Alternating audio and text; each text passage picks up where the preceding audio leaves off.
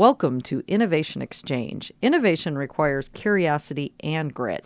I'm Elizabeth Thielen at the University of Wisconsin-Whitewater. UW-Whitewater is powered by the spirit of innovation. Every episode, we bring together the people who make that happen.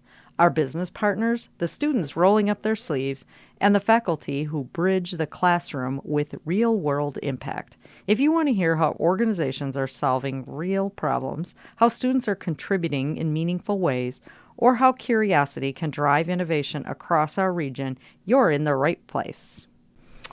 So here we are with Adam. I'm so glad you're here. The last time I visited and saw you, well, besides the CEO Club, was your business law class. And we ended up on this incredible discussion about innovation. And I was surveying all the students, and I remember thinking, we need this student on the first podcast. So welcome to the Innovation Exchange, Adam. Thank you. So tell us just a little bit about yourself. I think you're a junior, you're studying accounting, you got some hot internship coming up. Yeah. So my name's Adam. I am a junior. I study accounting here at UW-Whitewater.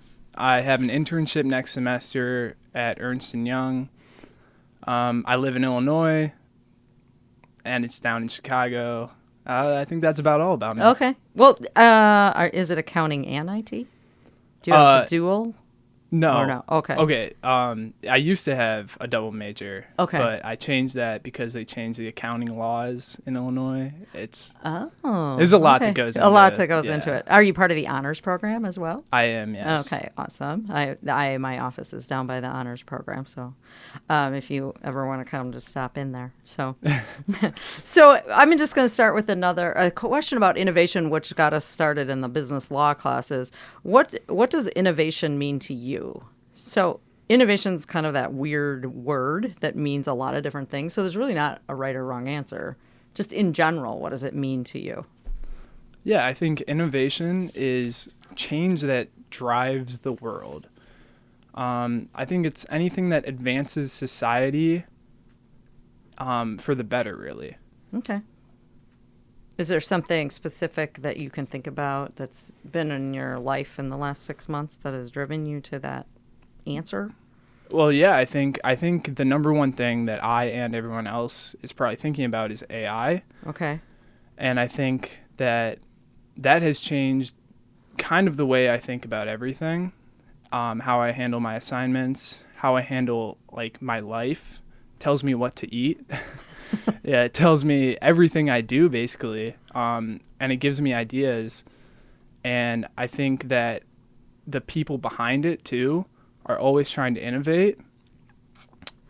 And I think it's really interesting to look at how those people work, and I think that's a good way to look at innovation.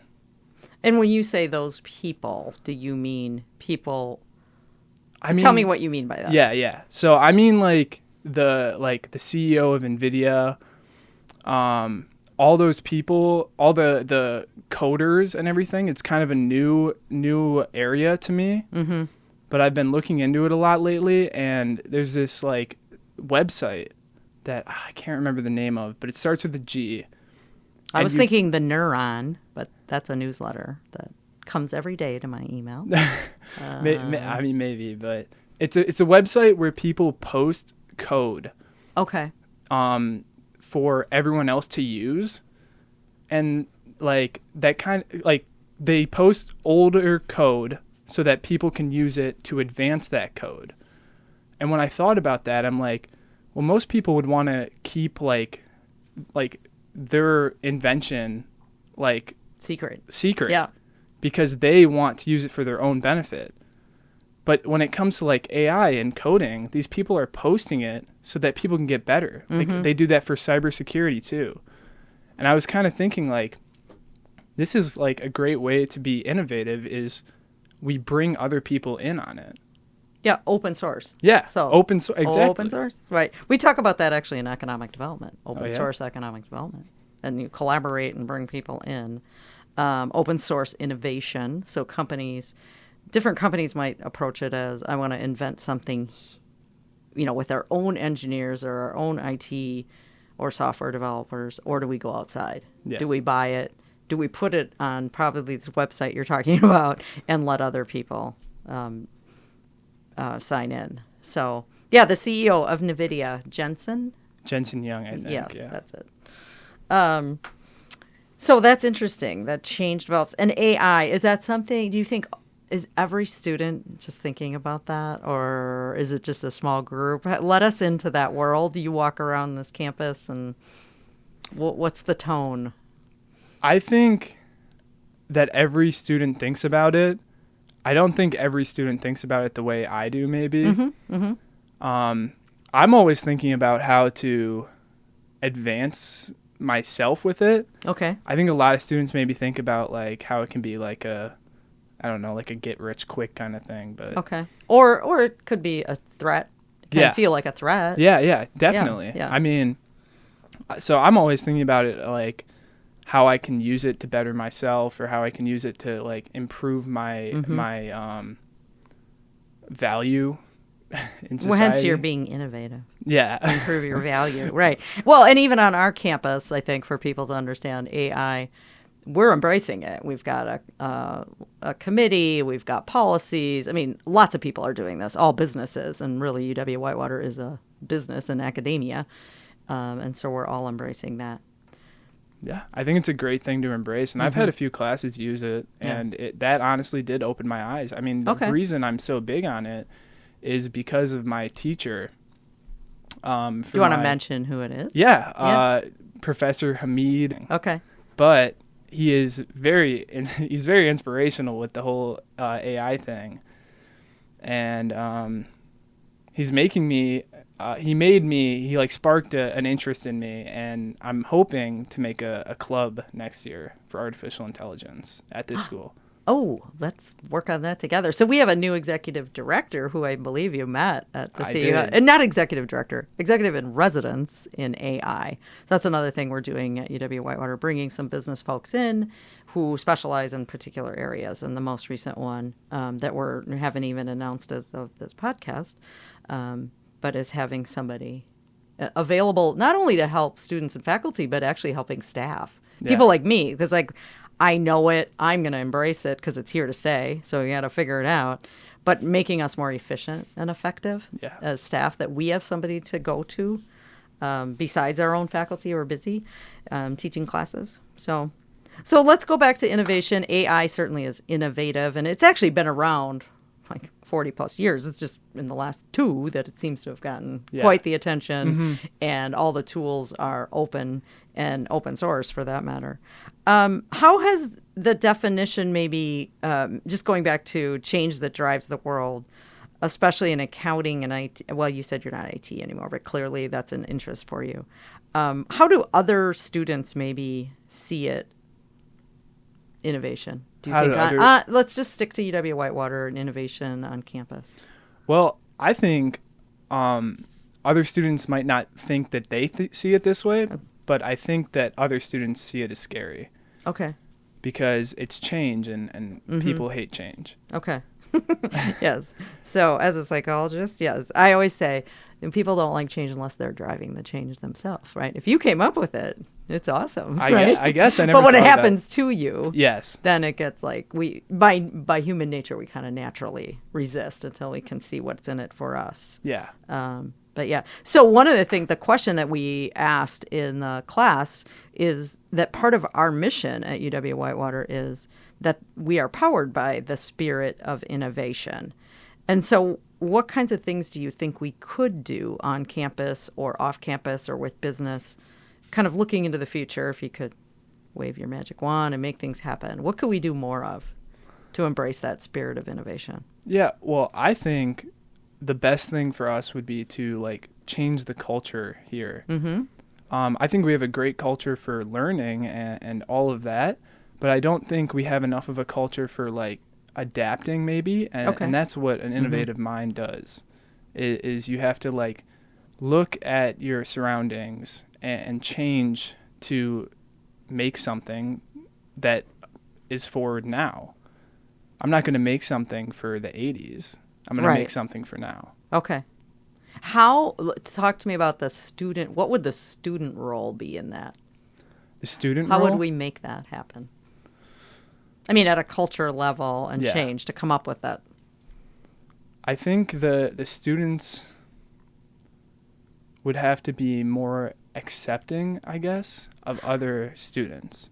Okay. Let me rephrase the question. Yeah. Well, yes, no. Do students have a role in shaping that innovative culture at Whitewater? Yeah. Okay. Definitely. And then how would we do that, Yeah. do you think? Okay. Because you guys are busy. Yeah. Like everybody, I'm sure, like if you're listening to this podcast, yay for you, because that means you're doing stuff, but you're taking time to listen. Mm-hmm. But people don't have a lot of time, it seems, these days. No. So how do you get the students engaged to help us? Yeah. I'll say embrace the culture of innovation. It's not so much that we have to change a whole lot. We got to add it in. Yeah. Right? Like, Well, okay. I think that it's very easy for students to push off everything else and just focus on school. I mean, I do it half the time too. right. So I think what you have to do is bring the change to them. You have to implement the change in school. So if you can like force it upon them, basically, then they're going to be more willing to accept it. I'm not always going to like go out of my way to go and find the change that I probably don't even look for or want. So, well, I mean, I want it. Yeah, right. But like if I don't know about it, then I don't know. I feel Which like is why you're here, because Yeah. you spoke up in class about yeah, well, we need to be more innovative. yeah.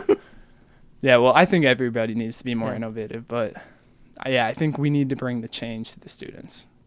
Yes. Okay. Through classes. I like probably. it. Yeah. Classes or clubs Yep. or faculty, staff, just how we do things, I Yep. think. And that's kind of that point in our mission, is that spirit. It's almost like we have to shake it and wake it up and, Yeah, and bring it back. definitely. That's kind of what I'm thinking. I Sounds think- like, Yeah. go ahead. I think everyone wants to be innovative, but I don't think everyone has the motivation to do it. Okay. But I do believe that you can spark that motivation very easily too. And that's why I think if faculty can be inspired themselves and spark the innovation in them, I think that can easily translate into sparking the innovation of the students. Yes, which you already gave your shout out to your professor. And Yes. that happens actually everywhere across campus, where these sparks of innovation happen. And I think as we look to the future, is capturing those little sparks and making it and implementing. Yeah. Yeah. Yeah, well, I mean, those sparks are how people find what their passions are. And that's like that. Whatever you get your energy from, I mean, that's your passion. And I think you're right. You need to capture those sparks. Are there examples you can think of, putting you on the spot here, but where you could share maybe a moment or something that happened in class, and maybe it's more about what happened with your professor, where you realized you were innovating and you weren't even calling it that? Because, again, back to that word innovation, we don't maybe use it as much as Yeah. we, every day. So is there a class project or a time you solved something differently? Yeah. Okay, well, my professor, he kind of just dedicated an entire class period, what it seemed to, like, be not on schoolwork, which made me almost want to listen more, because it sounded like he was doing this just for the benefit of us. Like, it seemed in that moment that he really cared about us, because I didn't think I was learning for the sake of being in school and getting an A. I thought I was learning for the sake of him thinking it was important. And Can you tell us more? Like, what were you doing that class period? He just stood up in front of all of us, and it was like a true lecture. There was no slides. There was nothing. It was just him talking. It was like a one-on-one, but with other people in the class. It was kind of just like a conversation. Mm-hmm. And out of that, what did you... it sounds like, because that's where your spark came from, was there something specific about the topic? Yeah. Well, it was new, and I think people like new, because not everyone understands it. Mm-hmm. But he also applied it so much to our lives, because everything's in technology nowadays. Well, I'm going to stop you because I'm not sure I'm not tracking, so our audience probably isn't tracking. What was the topic that he sort of set aside the class and said, I'm just going to talk about this? What was that? Yeah, that was artificial intelligence. It was artificial. Yeah. Thank you. Sorry. Okay, no, that's all right. You already said that earlier, but I just want to bring it back. Okay, so he just stand as in my pontificated, went on and on about AI, but it wasn't a lecture. It was a passionate. That's what it sounds like. Yeah. Okay. So his Awesome. innovative sparked it in me. All right. And he also got me to get a password manager because he was talking about cybersecurity a lot. Oh, sure. So. Yeah, we just had a major cybersecurity event the last 3 days, and they do the red team, blue team, and do the whole thing. It's amazing. Yeah. I think back to the student engagement, one thing possibly is getting students involved in some of our AI committee work or things that are going on campus. Yeah. So, and maybe there are, but we could invite people like yourself into that because the students have to have a role. Yeah. What's the AI committee work? Well, there's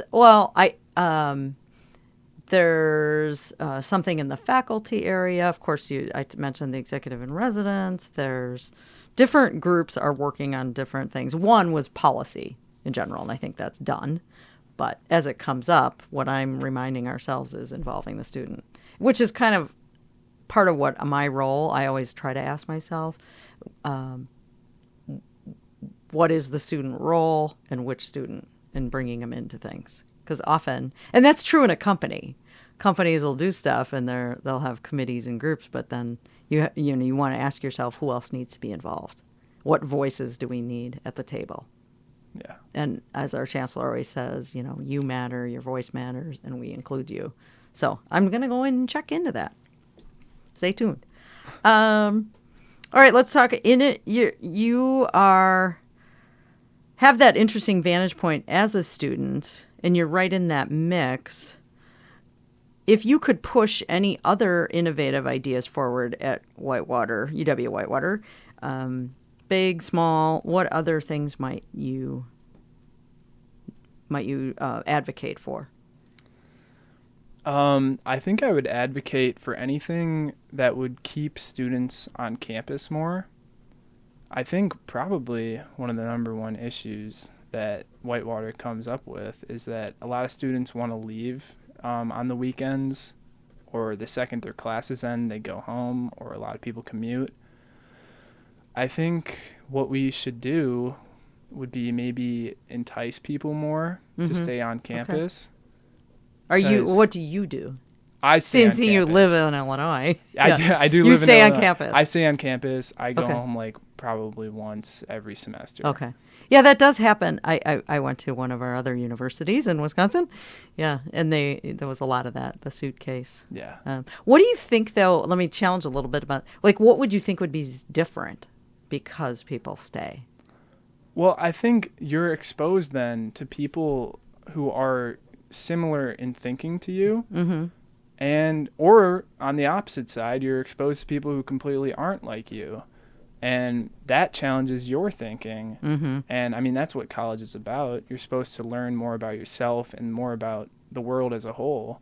And I mean, you can't do that if you're cooped up with the same people every day at home. Mm-hmm. Not saying that's bad, but right. I love my family. Yeah, I love my family too. But I think that it would be very important to see different sides of things. Mm-hmm. And not only you do that at club meetings too. And I just think that staying on campus would allow people to challenge their thinking more. And I think that's when people really learn. Right. And that we allow people to challenge the thinking, which it kind of goes back to the whole innovation is that in the opening, we talk about that innovation requires curiosity. Yeah. So you got to be curious what other people who are different have different views. Yeah. Definitely. What about the clubs and groups? There seems to be plenty of them. I have been on campus where we showcase, every campus I'm sure does these, where you showcase all your different clubs and organizations to get involved in. Yeah. What are you involved in? I'm involved in Accounting Society, FMA, CEO. I'm vice president of the Cornhole Club. All right. What's FMA? for That's our audience. Financial Management Association. Okay, and CEO. That's Collegiate Entrepreneur Organization. And then Honors Program. And then Beta Alpha Psi, that's the Honors Accounting Society. Oh, okay. And that's why you're going to Ernst & Young. Yeah. Good for them. So he's already scooped up everybody. Okay, back to our curiosity. Or you were talking about keeping students on campus. I'm kind of questioning, what does that do? And you're saying, yeah, it exposes you to more different, keeps people active. Anything else you would add to that?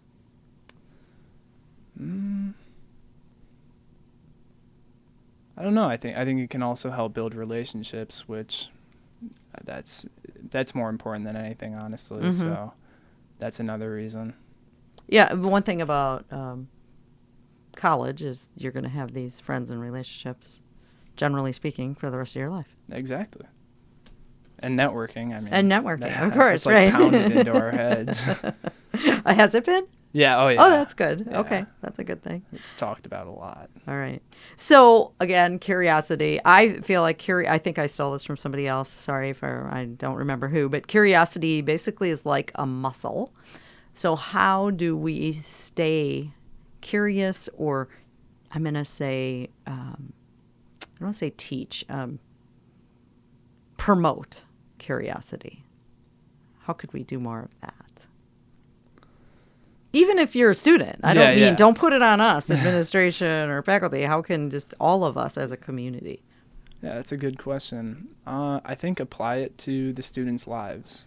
I think that would be the number one easiest way to make people curious is by applying it to their lives, whether that means things that Gen Z do or if that means, I don't know, you just have to find out what students like and then make it about that.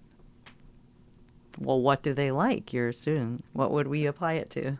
Oh, well, sports. Okay. Anything that's like modern. So you can do anything that changes every year.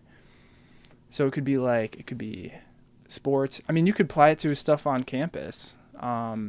Because we're here for 4 years and this is our lives. So if you applied it to like make a question about, I don't know, the UW-Whitewater football team or Drumlin dining hall, I think that would make people more curious.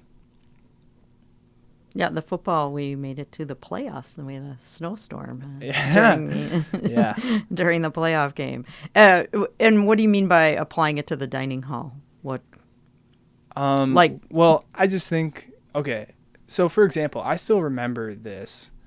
When I was in high school, I took a stats class, and one of the problems was about Chipotle, which is my favorite fast food restaurant on earth. I go there a lot. And the question was about Chipotle water cups, because everyone takes a water cup and gets soda. I don't, but so many people. Yeah. I didn't know that, actually. Yeah, so a lot of people who go to Chipotle, they take water cups and they get soda. That's like the thing you do there. Okay. And the problem was about how much revenue Chipotle loses because of that. And that made me curious, and it was like a whole project, and I got it done in a day. What were some of the solutions? So this is what we do in entrepreneurship and innovation, right? Yeah. Solve a problem, define the problem correctly, but then, right, you worked, and this is awesome that you did this in high school. Yeah. What were some of the solutions? Or I'm assuming that's what you came up with when you say that. Well, or was it just an analysis? It was a stats class, so I just had to find out if like it was statistically significant how much money they lost. And was it? Yeah, it was. it was very significant. Yes. But yeah. You cannot get a water cup over in our union right now, the UC. Mm-hmm. So maybe they ran that stat. Maybe, honestly, probably. Good to know, I guess, that they're running a business, right? Yeah. Because I did have that thought. It was just yesterday, and I thought, I wonder how many water cups they must have, maybe gotten that they used. Yeah. that they don't hand them out. But on the other hand, I see students all the time with, and even staff and the rest of us with water. Not these plastic things, but Yeah. Little cups. no, I'm thinking of those. I don't want to give the brands out, but the metal water jugs everybody's Reusable drinking. waters? Reusable water, right. Yeah. All right. So before we want to wrap up, I just want to circle back kind of to the heart of the conversation, just talking about what is innovation and why does it matter to you? Because you do have a passion for it. Yes, your class, Professor Hamid, talked about AI, and it seemed to spark with you, but why do you think it matters? What drives you?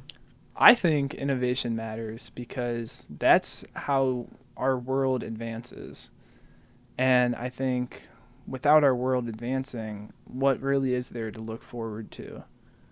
So I think that innovation is contagious, and I think that we need to spread it as much as we can so that someone will come along, and maybe that person will be us, and change the way we do things now to make us happier and healthier. Well, that was quite profound. I think I might actually have to end on that. So, Adam, this has been an extremely thoughtful conversation. Thank you again for joining us on the Innovation Exchange. It is a pleasure to have you. And one of our employers had once said that they love to hire people with an insatiable curiosity. And I'm thinking you have it. Now we just have to go spread it, right? I agree. Even more on campus. So, thanks for joining us on Innovation Exchange. If today's conversation sparked your curiosity and made you wonder how your organization could partner with UW-Whitewater, subscribe and share this episode with someone who's ready to innovate with us.